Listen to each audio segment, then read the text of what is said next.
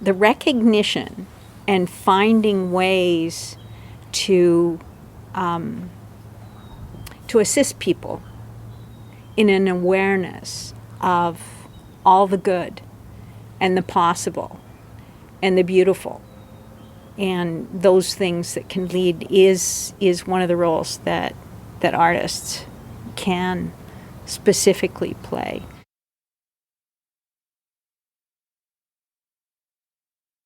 Tsleil-Waututh here, another episode of the Conscient podcast. I'm with Jill Weaving in Vancouver and a dog named Dexter who's saying hello in his own way. Hi, Dexter. And hi, Jill. Welcome.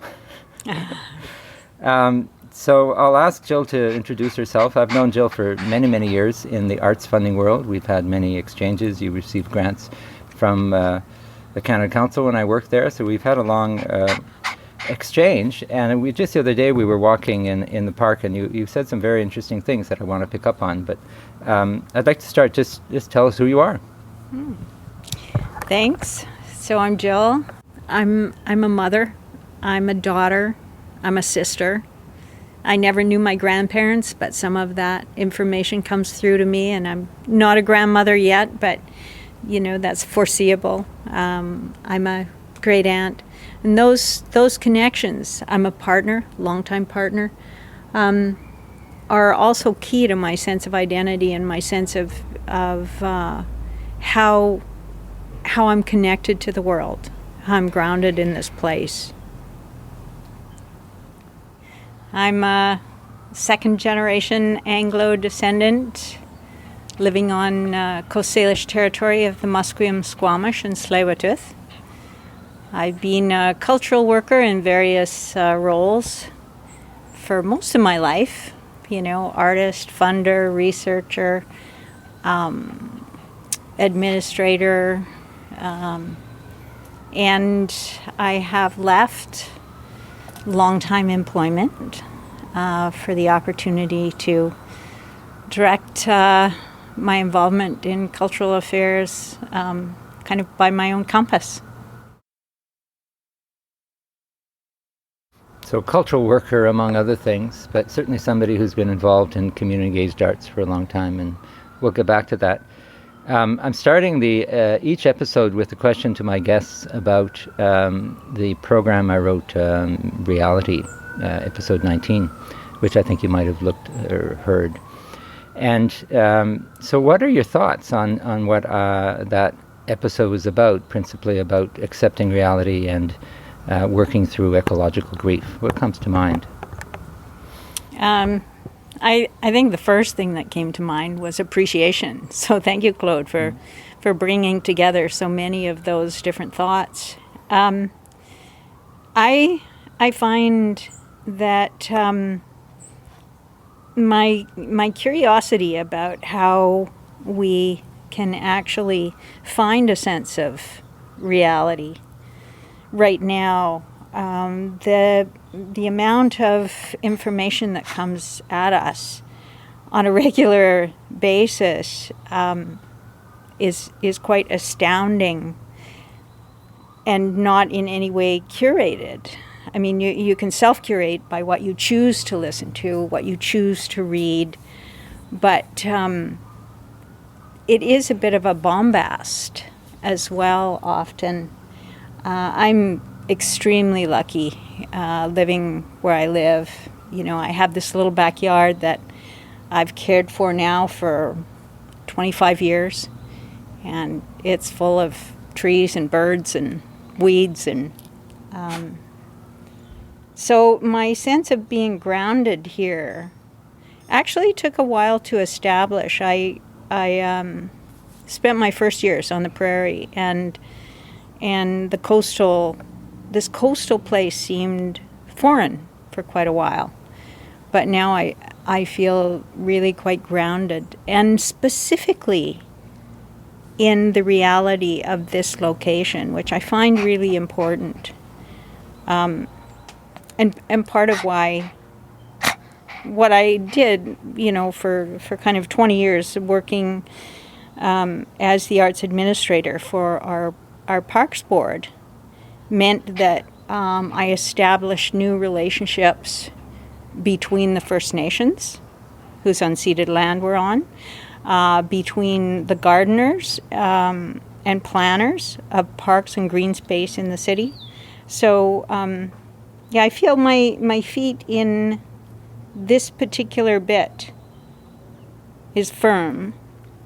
And then my understanding of what's happening on a more global scale, I find that sense of what's real needs to be heavily curated and pondered on. Mm-hmm.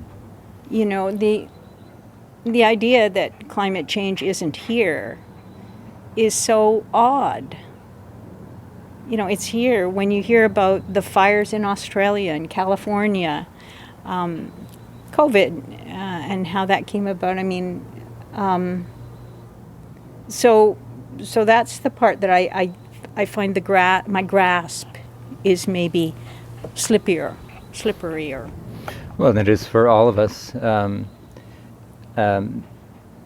What I'm hearing from you is that you feel grounded, which is very important, right? To know where you are, who you're working with, where as a settler, all of those realities are really important to work from, and then you figure out what you believe to be true or not. And sometimes it's about feeling what is true as opposed to reading what is true, because sometimes that instinctive sense of, I know this is real because I can feel it, as opposed to somebody told me about it. But I want to move to the arts, because I know that you believe very strongly in the role of the arts, because you've dedicated your life to it. But what do you think the arts contribute to an issue as complex as climate change, or how can it address it through practice and through different ways that the arts weave the way in society? So I think that's the breadth and depth is really quite astounding of art's role. And partly, of course, is how you define that word art. But if you encompass everything from, the film My Octopus Teacher, which has caused a new understanding for a whole ton of people, to something that might be much more esoteric with a much smaller audience, in a institutional gallery, or so I think that one of the key roles that I find is that role of identifying and bringing people close to ideas of what beauty is. And beauty, of course, is another one of those terribly contested terms. But if you go back to kind of ideas of the aesthetic that drew from our experience of nature, all of our physical experiences, what we hear, what we taste, what we see, and ideas of how those responses in our body to beauty, or this idea of some kind of effective, natural, joyful being. I think that's one of the key roles that arts can play in this moment. I think it always has had a role there. I think it's been very complicated and contested in Western European art, institutional art thought, as materialism and consumerism. There was an attempt to escape those elements. And if something's pleasurable and desirable, and then it's turned, of course, into some kind of consumer idealized object, that's a complex trap to try and get out of. But I think it is interesting. I think class works there. It's because some of the roles of working with the environment you're in to enjoy it more thoroughly. Some of those things, like quilt making, and African women who paint their houses every year, and Indian women who make who make the patterning, the rangoli on their front doorstep every day. I mean, it's continued in various forms. I know you spoke to Beth Carruthers. I think the Birdsong Project was, My guest today is Beth Carruthers. When we were doing the Songbird Project, which is what we mentioned at the beginning, which was, you referred to it, was practice, was we were really looking for ways to have people engage with really big issues and complex issues, which are known kind of colloquially in this world as the world I work in as wicked problems that are really kind of unsolvable in a linear format and are really complex and dynamic. Changing all the time. So sort of perturbations in the world, in natural systems, more than anything else, and how do we respond to those? So, and they're frightening because when you feel like you have sort of a mastery of nature or control of nature, and suddenly you don't, you really don't, it can be very terrifying for people. And at that time, people were really perceiving environmental quote issues as confrontational, and we wanted it to be otherwise. It was before its time. In many ways, we've further explored, and Beth was involved, that appreciation of birds pretty significantly here in Vancouver in the last while with festivals around birds involving artists like Paula Jardine and Kathy Steppington.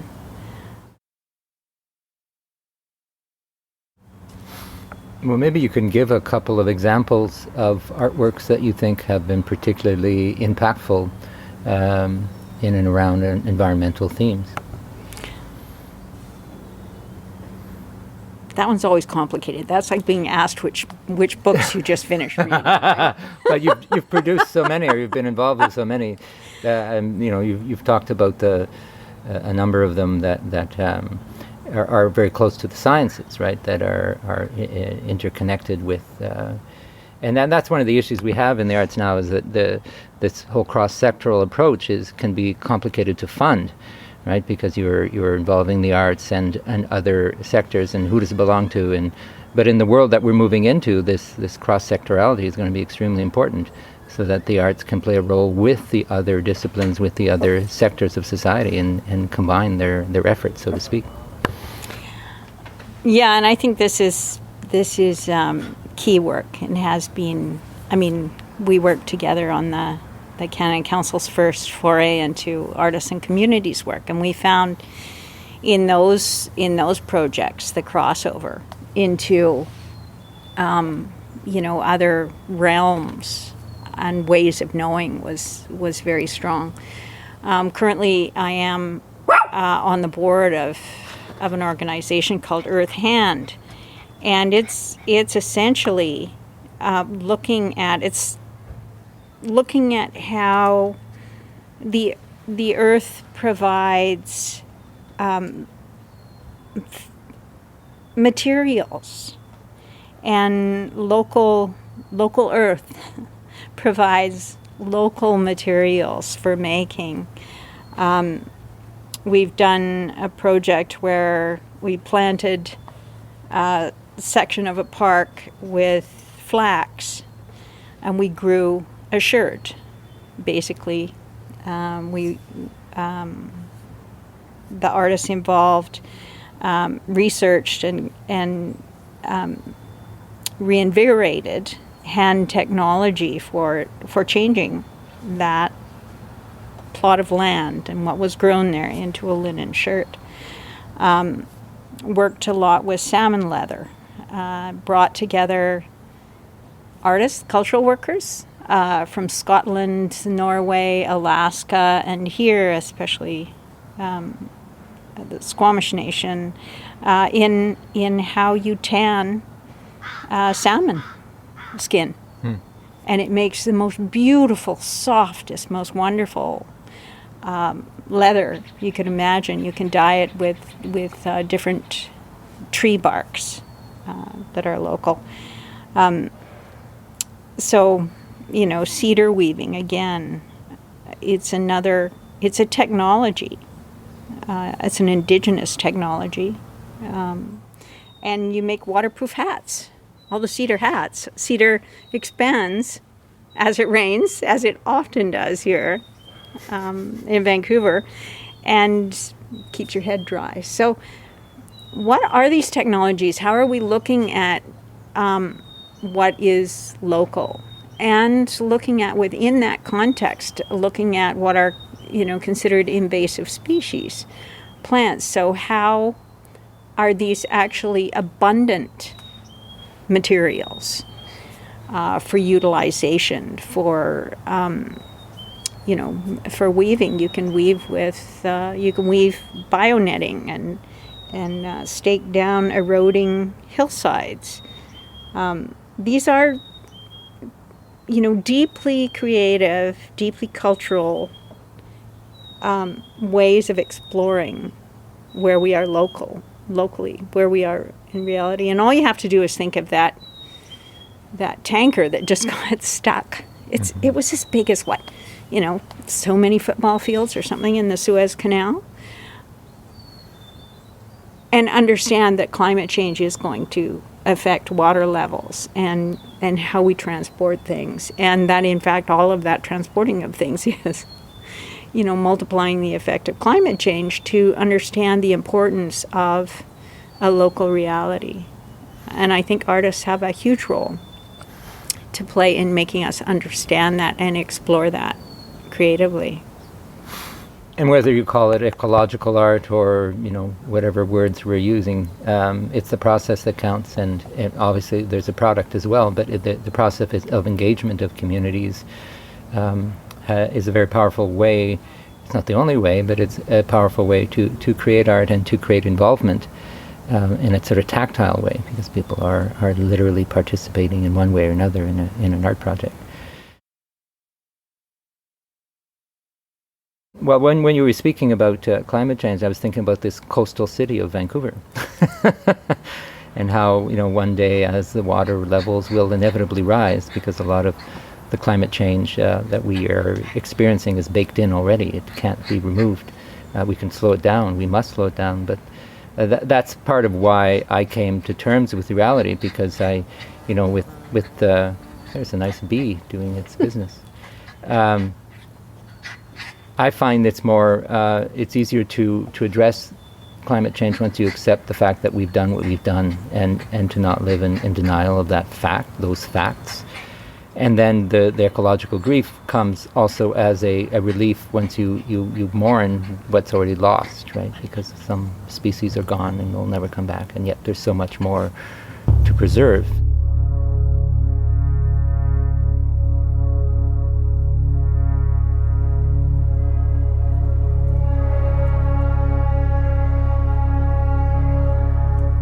Environmental Humanities Professor Jennifer Atkinson.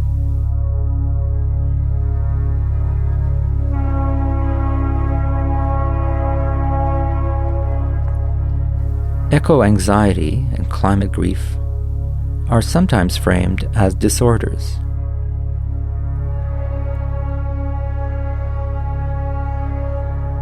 But in fact, these feelings typically arise from an accurate perception of our ecological crisis.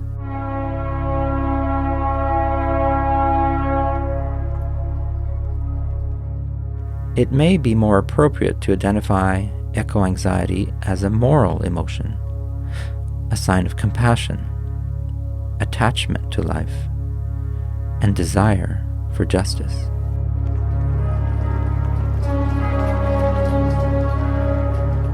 Our future remains unwritten, and by embracing the unknown, we are better able to reframe our thinking in empowering ways.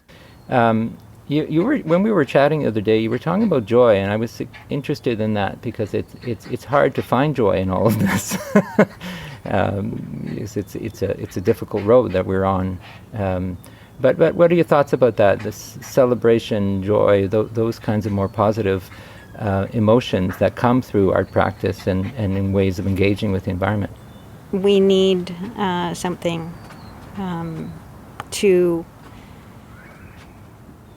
not heal. I mean, we're scarred. We're scarred by that grief. We're scarred by, the world is scarred at this point by the way the human animal has lived on it. But we need to find reasons to go forward, reasons to make changes, things to value. And I was thinking about joy, and I was thinking about, I mean, these words like art and joy are complex because, you know, they mean something different to everybody else. And I was thinking contentment. Contentment is another word that's an important word. It's being denigrated, contentment. You know, there's no excitement in contentment. But we live in a world that aches with discontent, and that is taught to be discontent. And yet contentment is a key element of joy, this sense of knowing that you are alive, that your breath moves in and out of your body, that you can look at the sky and every day it will be different. So I think these are the recognition and finding ways to assist people in an awareness of all the good and the possible and the beautiful, and those things that can lead is one of the roles that artists, you know, can specifically play. It's so intriguing because when you start talking about that, then you find you swing, you know, into all of the ways that word, you know, art runs. It's like water, you know, on ground that doesn't, it's got one big trench, you know, that kind of everybody envisions in kind of some dominant way of what art is. But there's all of these other rivulets that happen about what art is. You know, when you have a Mayor's Arts Awards, do you include something for a chef? You know, an artist with food. What does artistry mean? But I do think there's some roles that are quite specific that artists can play in this idea of finding something that makes it worthwhile to live, first of all, but then to live in a better way, to live with a sense of appreciation of being alive, and respect for all of the life around you and those things that are part of life. And ages ago, I was talking to a Tsimshian artist, Henry Green, and he told me that this term artist didn't even translate into his language. That the word that they had for what he was a gitsunk. And that didn't translate, because that literally meant people at the back of the house, people at the back of the longhouse. But that was where the people gathered, the people who made things that help us understand who we are. So the people who made the songs, the people who made, in this case, because it was up north in Tsimshian, as I said, the totems, the chief's chairs, the regalia. I think that's the part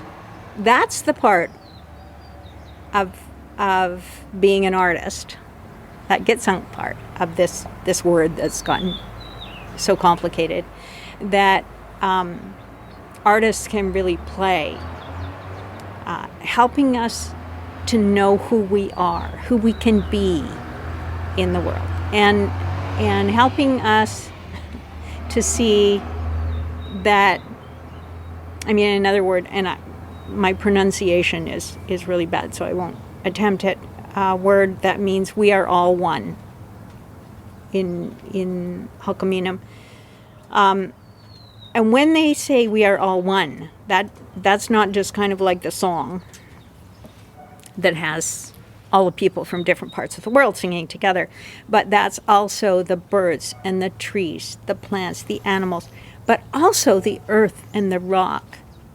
Because, and that's another word that I think we really need. I think we need a broader vocabulary around a lot of this stuff if we are going to escape some of those things that are constantly badgering at our brains, and reinterpret what the experience of being alive is, because being alive means that you're going to die, and death means that, and with luck, moving forward, as we go back to a green burial system, that our cells, that everything that makes us up becomes part of the earth, gets compressed, becomes a rock, is absorbed into a plant and becomes the plant. So our sense of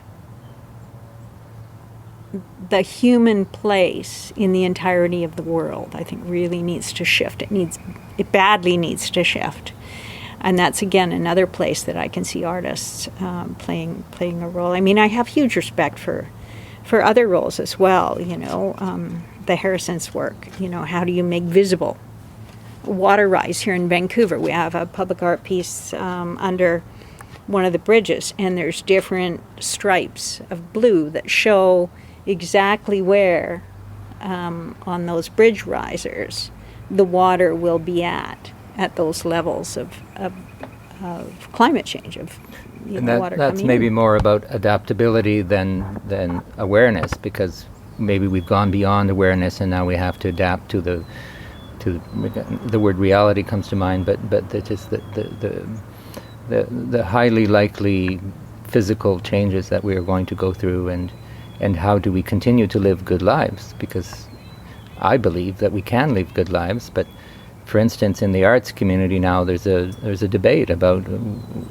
how should artists address issues of sustainability, of sustainable practice, like taking a plane and going for a tour. And of course, COVID has both complicated and opened a door for us to think about those issues more deeply.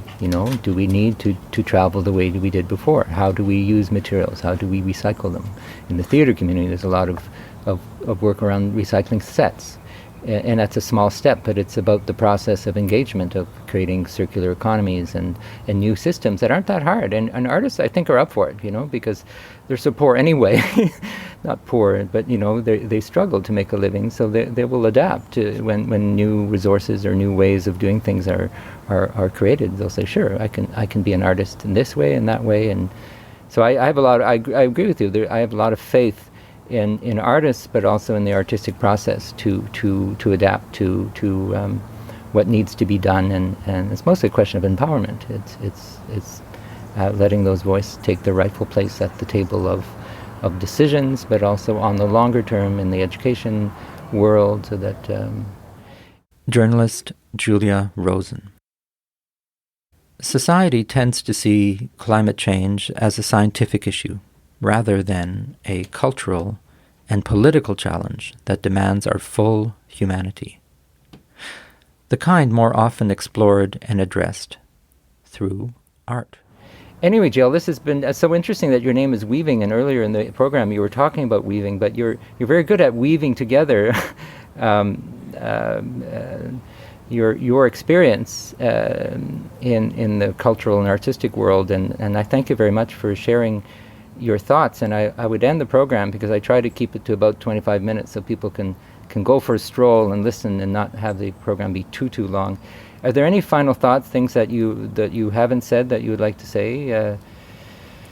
I guess one thing I am finding and have for a while so valuable is writers, especially writers who are looking at speculative fiction. And I mean, Margaret Atwood said it, 20 years ago, that we all have to all our work has to focus on environment and climate change. I hear that echoed and renewed And a lot of I find the speculative fiction, Indigenous speculative fiction, Afro speculation, but Ursula Le Guin, I think back, Silent Spring.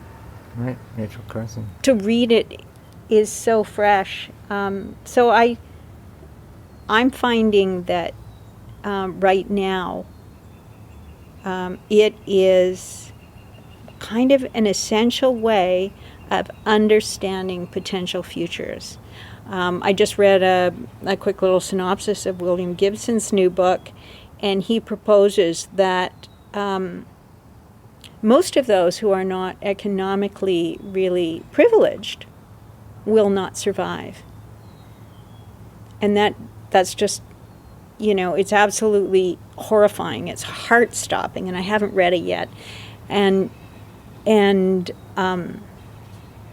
my God, let it not be prescient.